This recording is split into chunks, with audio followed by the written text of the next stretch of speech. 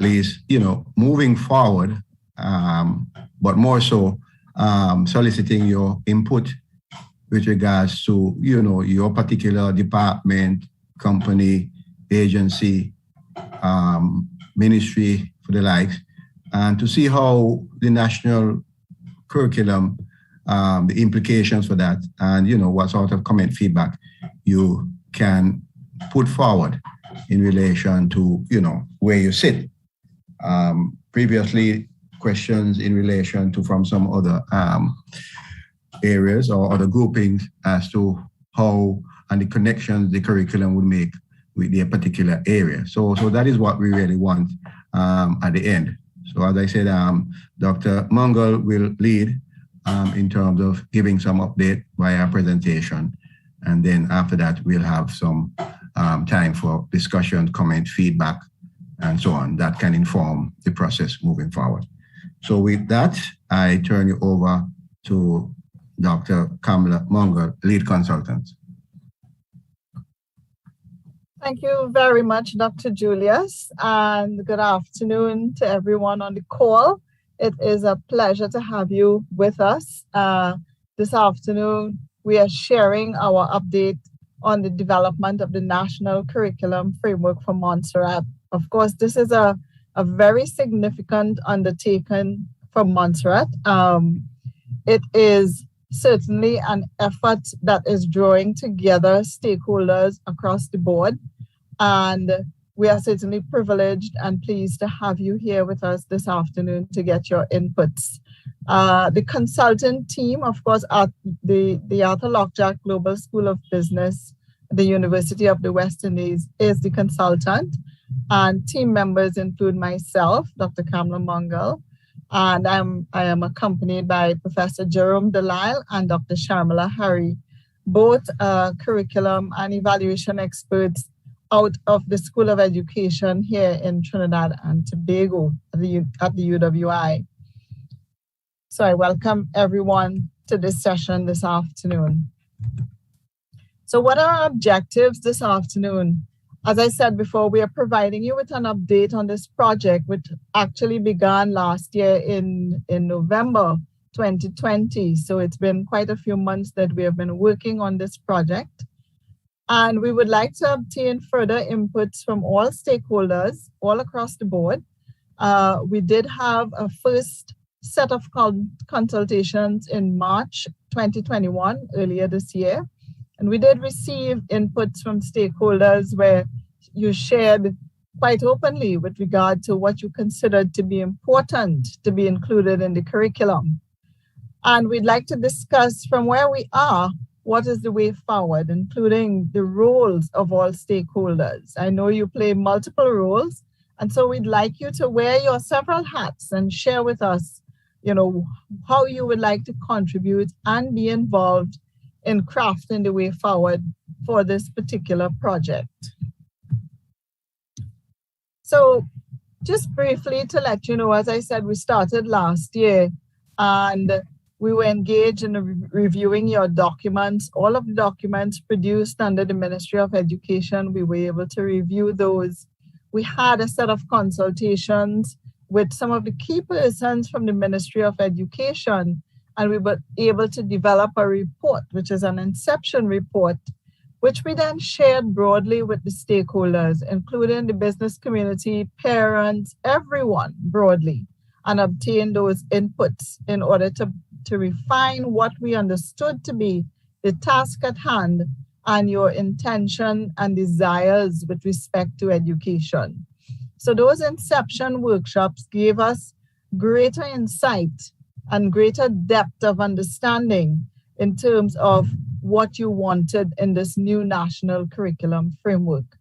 We were then able to draft this framework for you and presented it in May to the Ministry of Education. Using that framework, we then commenced the process of training a core writing team. Now, Montserrat is quite small, as we all know, and so that team, we started off with only 15 persons to take care of all the syllabi, all the various syllabuses that would be comprised the national curriculum. So we started with 15 persons and then recognized we needed to expand the team, which we did. And we also expanded the training to start to write along with those persons. So it was quite a collaborative effort in which we wrote together with them in order to develop now the framework for each subject area and to have a sort of model of that subject area and how it should be rolled out within the school system. We are right now in that process. So my green arrow there, which says June to September 2021, covers the process of writing and drafting the primary and secondary school syllabi that are included in the national curriculum framework. We expect to complete this part of the project, which is the writing phase or drafting phase, certainly by the middle of September, and then using the last 2 weeks of September to train the school teachers, principals, administrators, Ministry of Education staff, everyone, in what we consider to be the core elements that are needed to be developed in order to facilitate the execution or implementation of the syllabus. So to get them ready to use it, we are having a training program over the last 2 weeks of September. In October and November, we expect them to be able to try out certain parts of the curriculum. Let's see how it works in the school. We want to know what is working, what is not working, what appears to be working but limited in terms of the resources, and so on. So we'd ask some key questions about the components of the curriculum that are being tested or tried out, and we'll take that data back. And from there, we'd be able to then use that information to make some revisions to the subject areas of the national curriculum. So our project was originally intended to be completed by December 31st. However, we had some delays and we are now extending that timeline for completion to January 2022. So this is where we are at so far. And I'd like to share with you some of the major changes or major shifts in the new national curriculum framework. So for the first time, we will have a comprehensive set of syllabuses to guide teachers in all of the core areas from ECCE or early childhood straight up to the lower secondary level, which ends at Form 3. So I know you have been guided by the OECS learning standards, performance standards, and so on. And that has worked well in some areas. However, we are now undertaking to have syllabuses that are really targeting Montserrat, that are really reflective of your culture and your hopes and aspirations and priorities in all of those core areas.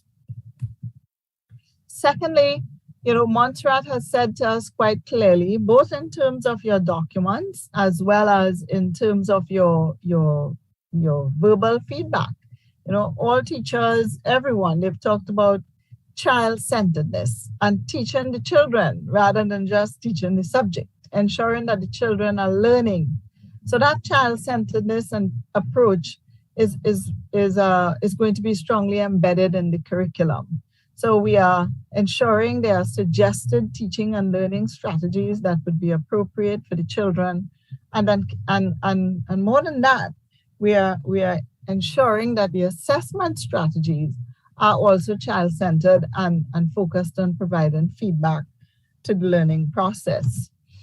In terms of the pedagogies or the teaching and learning strategies, the way in which teachers will teach, we are trying to address a problem that we have been seeing, not just in Montserrat, but of course across the Caribbean.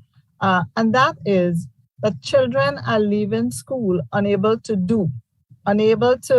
display the kinds of competencies expected in the workplace, for example. And I'm not just talking about technical competencies, I'm talking about behavioral competencies, the way in which they work together in teams, the way in which they speak and support each other. So those those competencies that an employer would expect someone to have leaving school and coming into the workplace, we are seeing deficits in that area. And so we are drawing on authentic teaching and learning pedagogies. What does that mean? It simply means ensuring that students have an opportunity to practice what they're required to do in real life. So every subject area, every topic is supposed to give the child a sense of what real life is, how this is going to be used in real life. And so that's quite a dramatic shift for many teachers and for many education systems. But we are starting that process and ensuring that can be continued. Because certainly those are the kinds of pedagogies or teaching and learning approaches that would be important for us to achieve our economic goals, our social goals, and so on. Children need to practice, they need to do, not just to know, they need to do, and they need to have the right attitudes in order to do. And that is what those pedagogies will bring to us. As I mentioned before, we are recommending that we tap into the potential of assessment for learning. So when students do assessments in the classroom, those assessments should be structured to give students feedback on how well they are doing what they're doing, how well they are learning, and what they should do in order to learn even better. So assessment is not just for us to have a sense of what they know and how much they know, but it's also, and it's primarily, to allow for students to be able to understand where they are in the learning process, for them to learn how to assess themselves, and for their peers to assess them as well, and for that to be normal. It's quite normal when we get into the companies and into the workplace for us to be assessed by our peers and assessed within a system that is expecting some kind of performance out of us. Why should it be different in school? It has to be the same. So we should be assessing performances and giving students the kind of feedback and information that they need in order to move from where they are to where they would like to be. We are introducing in your secondary schools, and this is our recommendation, to introduce technology education at the secondary level. Now, what is technology education? Essentially, it is using a problem-solving approach or problem-solving pedagogy to tackle some of the problems we continue to face in what are the traditional kinds of tech voc areas. So it will draw on learning from tech voc, technical vocational areas. It will draw on learnings from any of the disciplines in order to solve problems. So for example, how can we pick fruits from very high trees? We need to find a mechanism in order to do that. And so it may bring together our understanding of physics, engineering, and so on in order to craft a solution. And that's the intention, that students should be able to craft solutions to problems. This is a big step in the right direction in terms of authenticity in teaching and learning, for students to be able to engage with design and development, engineering, science, technology, in order to solve the problems that they will meet in their lives and in their workplaces. And so far, we've included a number of significant themes, and these are themes that are important to you in the context of Montserrat. These themes include food technology, agricultural technology, and tourism and transport. These are some of the areas that we have so far included in your technology education curriculum, and for which teachers will have to be trained. So, and I said to date, because certainly we can identify other areas in which we'd like to expose students to the problem-solving methodology and that are important for Montserrat. And we can build this out maybe in environmental sustainability might be a theme we would want to add somewhere later down. But to start, these are the main themes that we have included. So where are we in terms of the framework that we have developed? Well, your early childhood care and education syllabus, it has been developed not just from year 1, but from 0 to 5 years. So it covers learning experiences that we'd like our children to have from 0 to 5 years. So it's been quite a very interesting journey. The sub-consultant who led that area, certainly, I would say it was a rich discussion between them to expand the scope to 0. And they would have explained its importance in the context of Montserrat to give some guidelines to everyone about what young children should be exposed to and how they should be brought up for best outcomes. At the primary level, grades 1 to 6, we have identified key cross-curricular areas. So if you can turn your attention to the bottom of my slide, those cross-curricular areas: environment and sustainability, civics, ICT, which is information communication technologies, and social, emotional, and character development, or what we call SECD. Those areas will be integrated across the curriculum, across all curriculum areas. So for example, let's take the ICT. We have developed a set of benchmarks. So every teacher will know what are the benchmarks for his or her grade level. So let's say I am teaching grade 3 and I know for grade 3, my children ought to be able to open on the computer, open a Word document, type into it, and save it with a name in a particular place. They should be able to do that competently. And so when I'm designing my teaching and learning strategies, I will ensure that they have the opportunity to practice that particular skill in terms of information and communication technologies. So teachers will be very clear on what students are required to know and be able to do in terms of all of these areas. And that includes social, emotional, and character development. It means, therefore, that their behaviors, their understandings of honesty, of empathy, of sympathy, things like that, what we call the soft skills. Those soft skills, just as we embed the ICT across the curriculum, those soft skills are also built into the curriculum and will be integrated across all subject areas. Now, in mathematics, what you're seeing as the green areas, mathematics, language arts, social studies, the visual and performing arts, which includes your music, dance, drama, or theater arts, and the visual arts, those areas will be taught from early childhood straight through to the lower secondary level, as well as physical education. So those areas in the sort of turquoise blue in the framework, those will go from early childhood straight through to the lower secondary level. What you would be seeing in the document, however, is a separate document from the early childhood. So you'd be seeing a document that covers mathematics, for example, at primary and secondary level separately.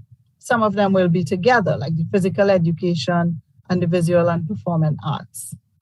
Very importantly as well, we are recognizing that Montserrat is rapidly becoming a trilingual country.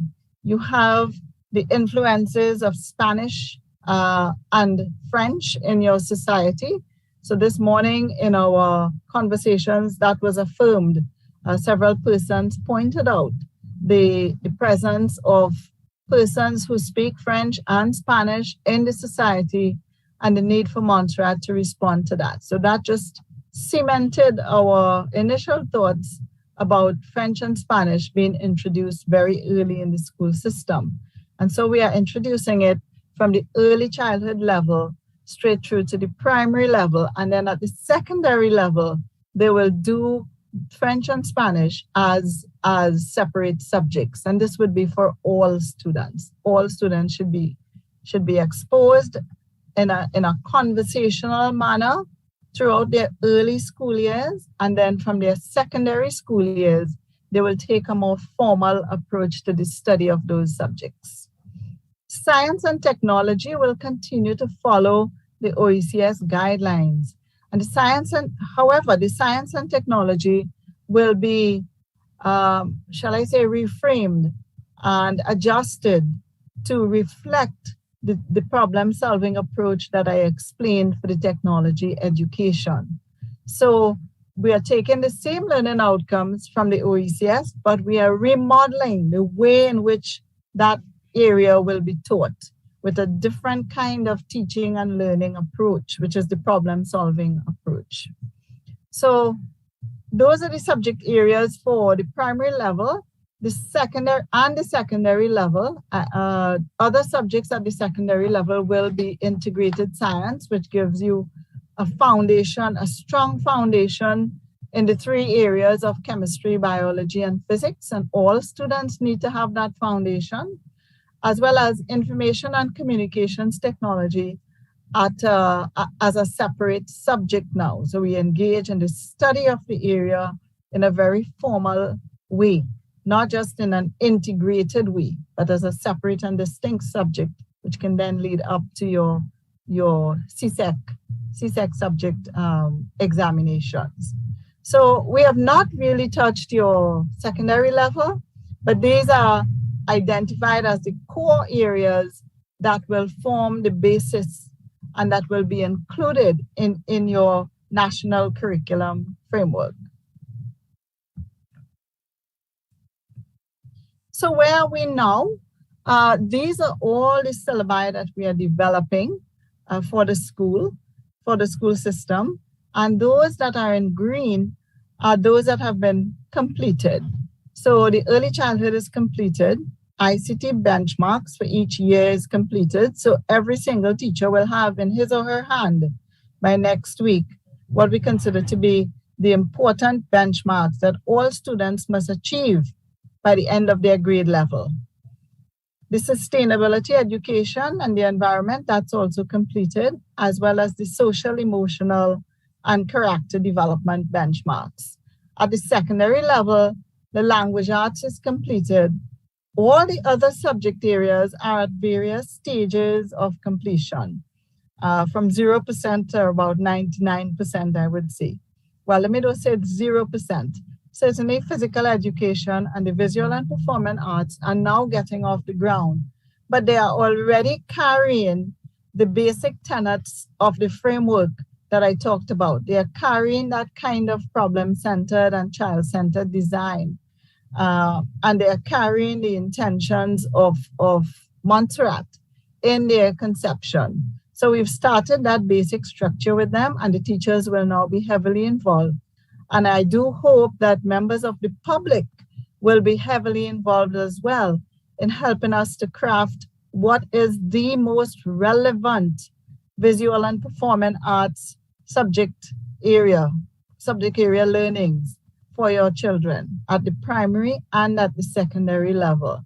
Now, this is an area that people who are specialized in this area, they're not just in the school, of course, they're everywhere. And so we invite you to join with us to ensure that we are teaching what students actually need to be taught and that we are responding to the context of Montserrat. You know, if I were to teach you the kind of dance that I know, that will probably not be helpful. That will probably not be something that your kids will want, something that your society will value. But you may have some elements of dance and drama and your music that are unique to you. And you want that to be represented in your curriculum. So we will not know that. So, you know, we'd like to have your input so that when you look at it, you could say, yes, this belongs to Montserrat. It comes from Montserrat. It reflects our culture. It reflects our hopes. And, you know, it is ours. And if I were to write it, it would be pretty much mine and my own experiences. So I invite you to take part in the curriculum writing process and in this whole process of developing the syllabi. So the way forward is for us to complete the syllabi, for us to then conduct the training of all teachers, everyone, teachers, administrators, Ministry of Education staff would be involved in performance management and future curriculum development. Everyone will be involved in training. And then we want to execute the tryouts of the curriculum between October and November and take that feedback and finalize the documents. Documents are always in draft, even if we give it to you and say, here, this is the final curriculum. There is no such thing really as final curriculum. Curricula, they're always in draft because they're always undergoing that process of revision and improvement. So you might have a particular topic area, and then, in another year, you decide we need to include and expand something else in this area. So changes are always happening. So we have to consider curriculum to be always in draft. I also wanted to share this model with you, and I deliberately chose an accountability model of stakeholders in the school system, simply because we are all accountable for what happens in education. We, as policymakers, as business persons, parents, community activists, wherever we reside and whatever role we play within the society, we all have a role to play in education. And we are all accountable for what happens in education. So families, for example, if parents don't tell us how they are experiencing their children at home, what their children are coming with and they're not coming with, capable of doing and not capable of doing, if you don't give us that feedback, we won't know how well they're experiencing the curriculum, how well we're doing what we're supposed to be doing. The financial community needs to provide resources to the schools, to the children, to the families, in order to ensure that they can continue their work.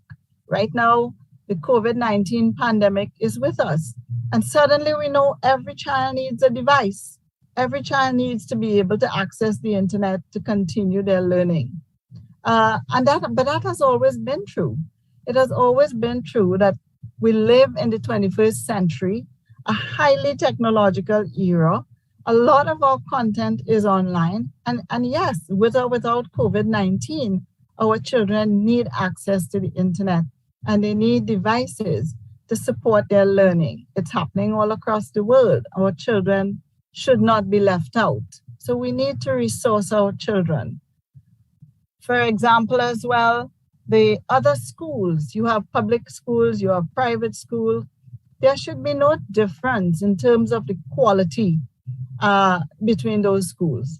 Your students coming from the private schools should be no less or no more competitive, no less or no more capable than the children from the public schools. We need to ensure that we can resource and include those schools in such a manner that we are lifting the standards of all schools in the process. We are creating synergies and connections between the schools so that they can work together collaboratively. I must say, as we started the curriculum writing process, I had the support of a teacher from the private school in drafting the social studies curriculum for primary school. So we need to work together and create those synergies across all areas. And I want to make this point in particular. There is no point in us trying to develop workplace competencies, which we must do to get those students ready to come to our businesses. And then our businesses are not capable of fostering further development and of engaging those children in the way that they have been learning. So for example, workplaces now are becoming highly technological and they are also becoming highly collaborative. We are teaching our students to collaborate. That's in the curriculum, for sure. We are teaching them to work together, collaborate, be respectful of each other, and so on. And then when they go to the workplace, they have a different experience. They are shouted at, they are talked down to, they're not allowed to share ideas. They're scared to share ideas. So we want to ensure that we have that match between the workplace and the school, and that there can be a smooth flow from one to the other, meaning companies need to tell us continuously what you need in order for your company to work well. What kinds of human resource competencies do you need, so that we could respond to that within the school system. And this has to be a two-way kind of process. It shouldn't be that a child will come to you and then go home and tell their parents that what they teach us in school is only book stuff. That doesn't happen in the real world. We want to get rid of that. The real world is the real world, not just the world that we have created. The real world is highly collaborative. That's a competence that's lauded all across the world. So, having said this and having shared with you the importance of all of us being involved all across the country in all areas of our lives, being involved in ensuring that we create that sustainable value in school, I would now stop and hand you over to Dr. Julius, who is moderating this session, to get your responses and feedback. Thank you so much for your attention.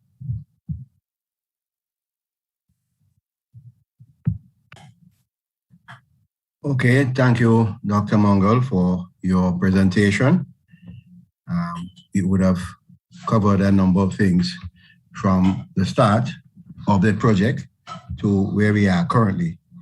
And this is where we want to now engage our participants, those who have logged in and having access, to really make their contribution in relation to what they would have seen or heard as presented, but also from your perspective, from your domain, your work experience, even your own personal experience, because all of you were once students of the school system. So this is where we're really really seeking your comment, feedback in relation to what have been presented. So participants, the forum is open for discussion. You can either use the icon, the show of hand icon, or you can just speak freely as we go along.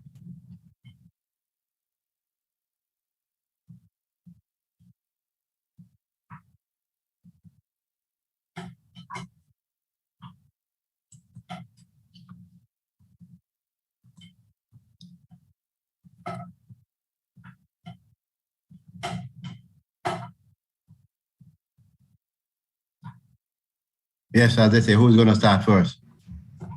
Can I ask a question regarding the consultation with stakeholders? Because I noticed that you're quite far ahead in this process, but how much consultation has been carried out with, say, organizations like the Munstrat National Trust, agriculture and things like that, to make sure that our history, culture is embedded in the curriculum?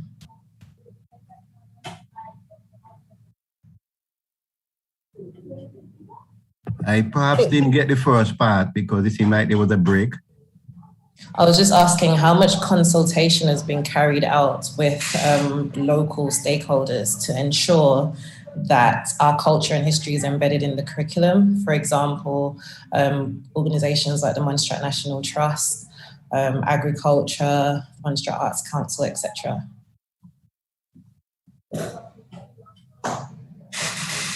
This is what this wider stakeholder engagement. We had previously had, in our first instance, the business community. We had sent invitation out to a number of stakeholders, persons who we know who would have an invested interest in the process. This morning we had persons across director levels, across the different ministries, and also permanent secretaries, senior heads of departments, and so on. The aim really is to really, as you quite rightly said, to get the input of these various stakeholders embedding what you quite rightly said, the cultural aspects and different facets of the Montserrat context to really make it the national curriculum as it stands. Yeah.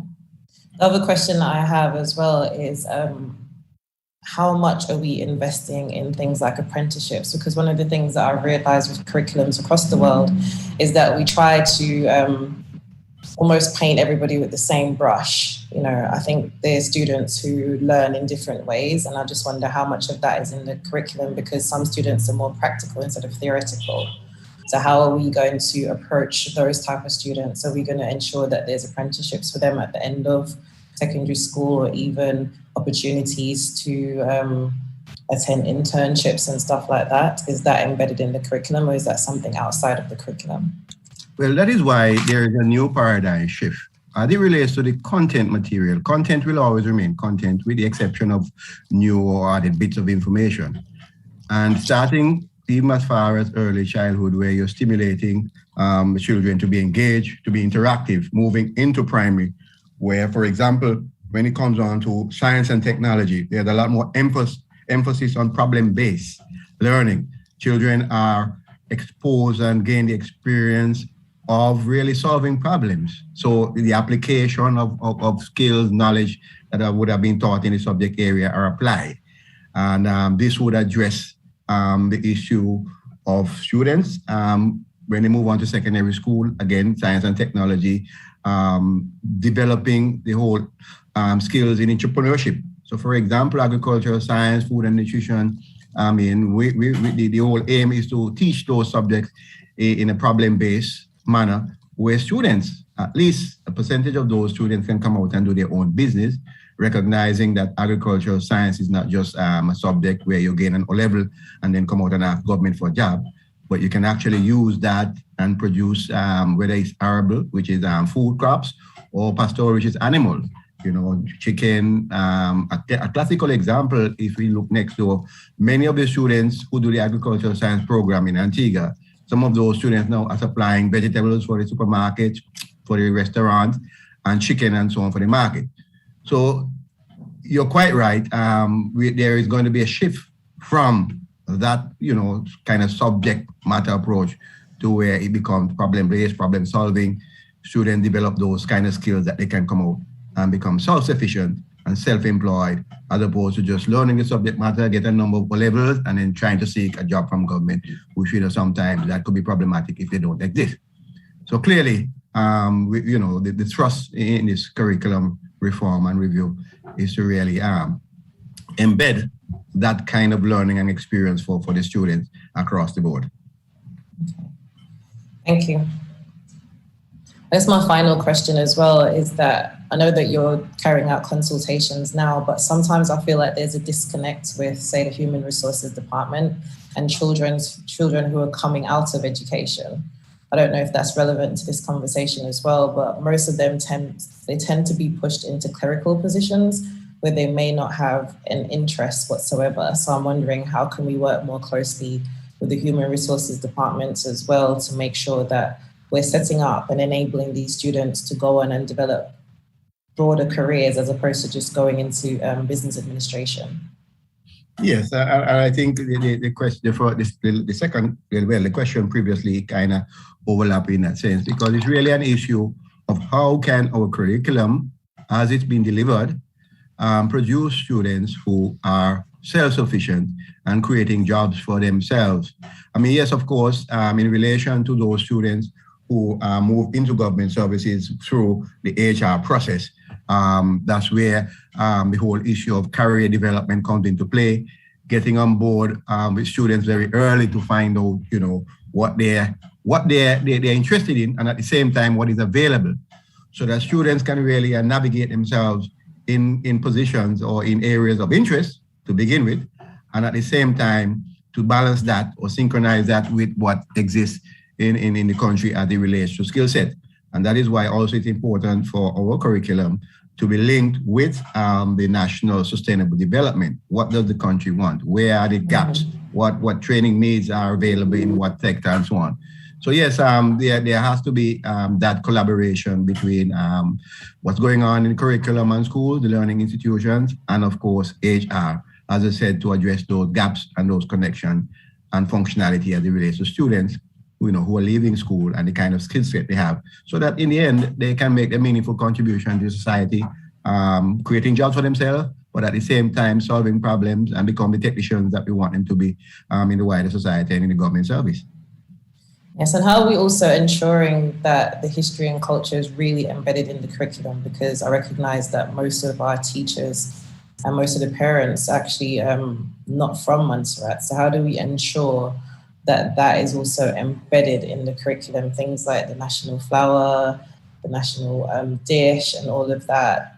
Also the history of the island.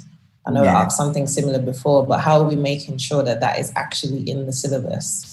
Or is that in the syllabus? Okay. Well, I think this can be easily addressed with this is where the curriculum content comes into play, because the curriculum will kind of demark, what are the concept areas, what are the facts, information, if you want to call it that, you want to really place in the curriculum. And the fact that you're talking about the national curriculum, we're basically talking about people, places, events that are related to Montserrat. And I can again use the classical example as I was looking at the Antigua model. Basically, the content in most areas, for example, social studies and science, will be more or less generic in relation to what we had for the harmonized OECS curriculum. But what Antigua did, for example, they made sure that when they're studying the topic of plants and so on, the plants are indigenous plants, so the students will know what plants exist. Of course, they will need a broader perspective in terms of the regional and the global aspect of plants, but they need to know what exists in their country, and how that is utilized and in the daily activities. So even though yes, there are the concern, if you want to call it that, in relation to student teachers, we have a number of contractual teachers, particularly at the secondary school. I mean, the curriculum is a guide, and once the guide, stipulate or at least have what we want teachers to teach, it really shouldn't matter whether they're from here or there, because it is the curriculum, it's the framework from which they're going to be grounded on in delivering of the instruction. So the important thing is to have those within your curriculum content, of course, added by suggested activities as to how they can do. One of the things that we are looking at and trying to ensure is that we have a lot more field trip. And again, that was very highly featured in the Antigua curriculum. They actually identify topics, which places are suitable for students to go and really experience that through field trips. So, it's those guides that can really enhance and support the teaching learning process rather than leaving it open. And so that, as you quite rightly said, you're ensuring that students understand our cultural heritage, they're experiencing it, and at the same time, they build the awareness, they can appreciate it and solve problems in relation to those areas. Is there any room for the curriculum to evolve with time? Because technology is changing so rapidly at the moment. So one of the risks as well is that by the time students finish education, sometimes also the education is no longer relevant, especially when you look at the advancements of social media and things like that. How do we ensure that the curriculum is also moving with the times and not just a static document that is never changing? Well, yes, I think Dr. Mongol made reference, especially in the last part, where that's why she used the term curriculum is always a draft, even though you have a physical document, because it is forever changing. And when we're thinking of education in general, we always think of 5 core areas, and curriculum reform and policy development is always one of such areas. And this is why it's important that when it comes on to the assessment part, even though we might not be speaking a lot about that at this point, monitoring and evaluation of the curriculum is going to be very, very critical to address some of that issue, because it's within that assessment framework, you'll be able to know whether or not students are accessing the curriculum as ought to, the relevance of it, what changes need to be made, how, when, and how frequent, and so on. So that aspect is another area in relation to the curriculum development and reform, because you're quite right, things are changing, not only in relevance, but even content, because new knowledge is being explored every day. Scientists are always out there researching and adding new bits of information to the table. but it's the monitoring and evaluation process and the feedback loop will definitely inform those changes and giving the curriculum its relevance, its currency in relation to the context or even the region or internationally, globally.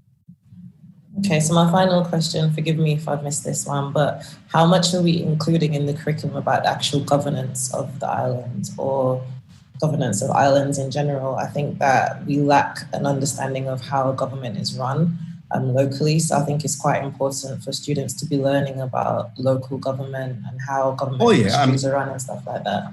Yeah, well, social studies is one area that, as a matter of fact, in the initial stages, there were discussions about, people from the old school who used to learn civics. It was called civics, where students learn about nationalistic things and governance and people and places associated with government. And you're quite right. But there's a topic area or strand in social studies in the primary school that really can address that area. And similarly, they do history and social studies in secondary school. So again, those content areas can be adequately addressed in those areas. But what is important is for the experiences to be provided, because it's all well and good that you tell children about government and so on, but it's good to have field trips that can come and be engaged, when you have parliament and so on going on, they're part of that, especially, some of the older ones in secondary school. So yes, those areas are going to be addressed in particular areas, in certain subject areas, which lend themselves to the delivery of content material associated with such topics or areas. Okay, thank you very much. Thank you very much for your question. Very important question.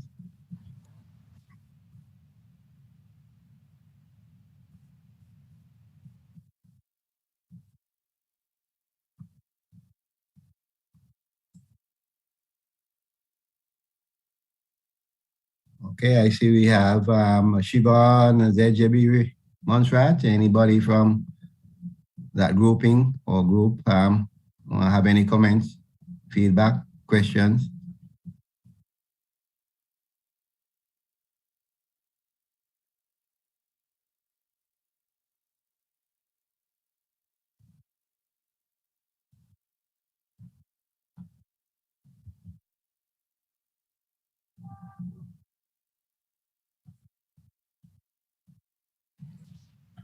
If no one else is asking a question, what are timescales for delivery of the new curriculum?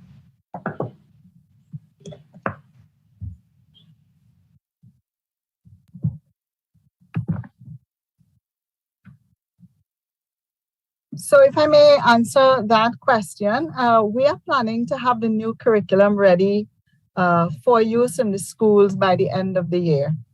So I would say for implementation to really begin by January 2022, we're hoping to have all the documents ready then. Certainly they would be in circulation very soon, within the next 2 weeks, which will then get teachers ready for the implementation, or rather for the tryout of the curriculum, which will then give us data, as to how well it's working, so that we can make some revisions to what we have put out so far.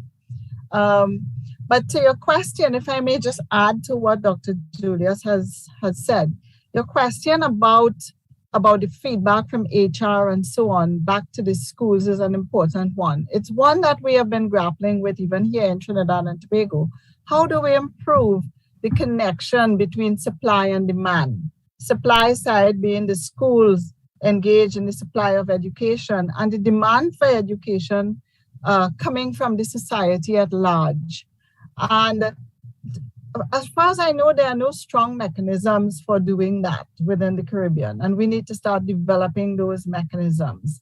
So how can business chambers, business organizations, and so on create a mechanism to feedback to the school how they are experiencing, and feedback that is via the Ministry of Education, how they are experiencing the children who leave school and come into the workplace, right? So tell us, find that mechanism to report back to us at the ministry how well and how or not well, students are performing. What are your expectations that they are meeting or not meeting?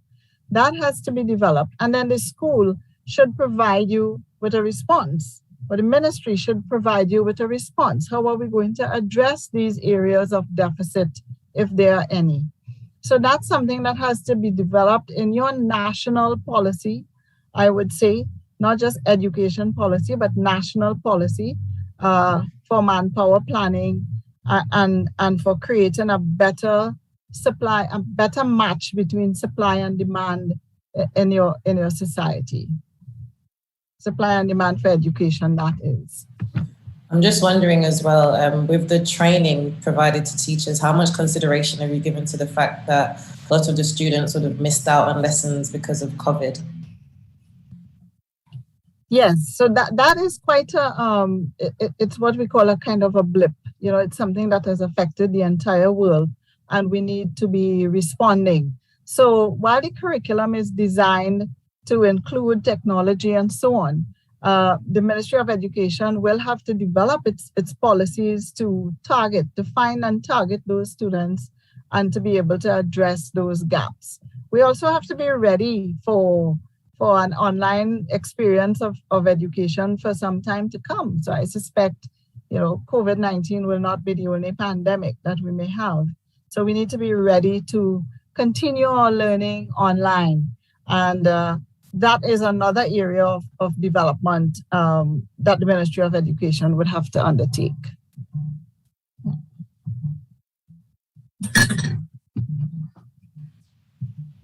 I do want to say one more thing as well, to another point that you raised about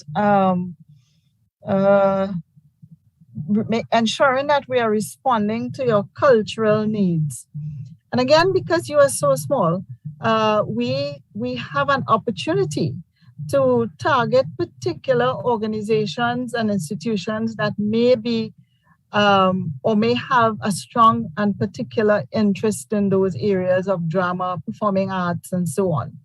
And to get inputs, your direct inputs into the curriculum process, we'd be quite happy to work along with you, to share the draft documents that we have with you, and to get your feedback as we seek to finalize those documents.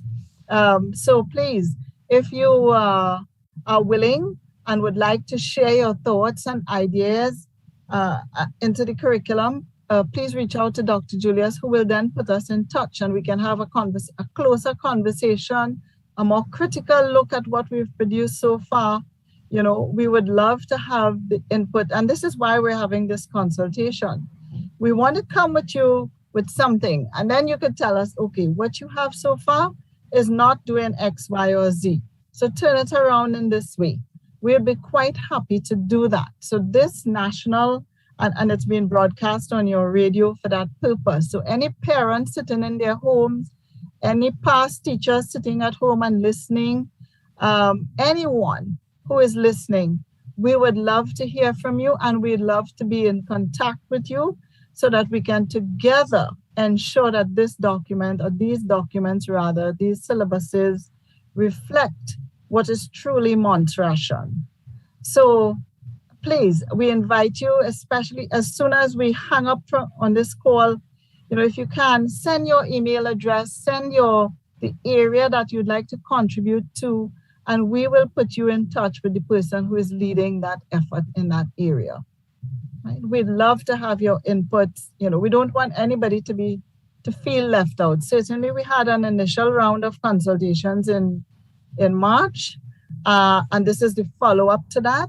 But the door is always open for your involvement.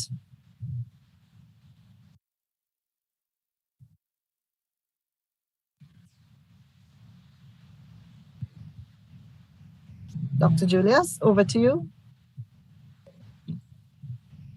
Yes, Dr. Mongol, I think we had some very, you know, fruitful, productive questions there, covering several areas of the curriculum. And we hope that even if, as you said, not at this point, we are able to get further input. And I know that some persons often would prefer to have something to work with, and then they can, you know, peruse and say, okay, yes, this is making sense. This is something I would live to see change or whatever the case might be. So, different people work differently. But nonetheless, it's all part of, the wider stakeholder engagement because, education, as often said, is everybody's business because at some point in our lives, we had the experience of being, in an institution, one form or another. So we understand the importance of engaging persons from various backgrounds, various experience to be part of the process. And it is ongoing, it's work in progress.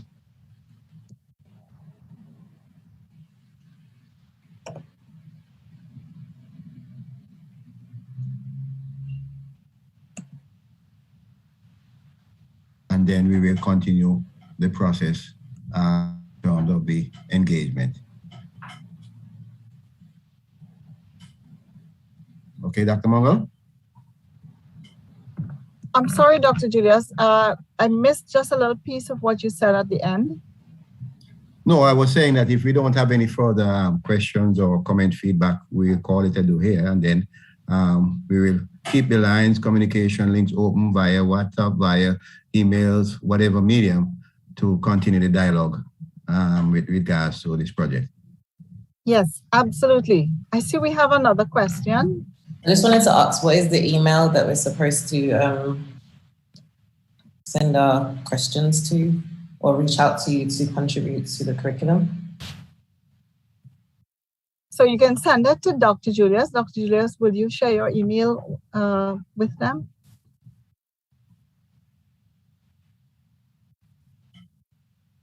Yes, there was another question? Yes, for you to share your email address with the participants so that they can send. Yes, I'll put it in the chat group right now. Perfect. Thank you.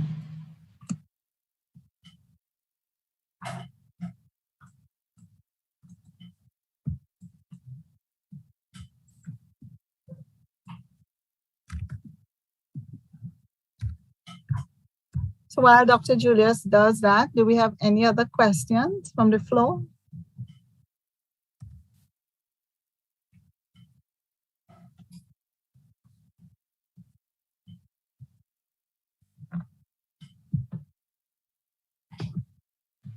I guess one final question is, how much are we inputting in the curriculum about money management from a very young age? So certainly that has to be an area of emphasis, and it will be treated with across the curriculum from mathematics to social studies and so on. However, as I said, it would be great if we can get closer together so that you can share what are your thoughts about those areas, what kinds of outcomes you'd like students to achieve at particular levels. And that will give us a better sense and a better opportunity to ensure that we are including the teaching and learning activities that will develop that kind of competence as we go forward. So it is included. The extent to which it's included, whether it would meet your expectations, is another question that we would need to answer. Yeah? Okay, thank you. You're most welcome. So I see Dr. Julius has put his email, juliusg@gov.ms.